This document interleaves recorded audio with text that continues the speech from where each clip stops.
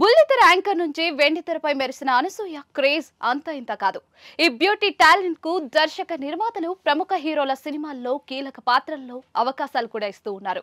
ఇప్పటికే ఈ అమ్మడు global star Ram Charan Rangasthalam and Sukumar దర్శకత్వంలో తెరకెక్కిన ఐకాన్ స్టార్ అల్లు అర్జున్ హీరోగా ప్రేక్షకుల ముందుకు వచ్చిన పుష్ప 2 భాగాల్లో కూడా నటించి ఫుల్ క్రేజ్ సొంతం చేసుకుంది.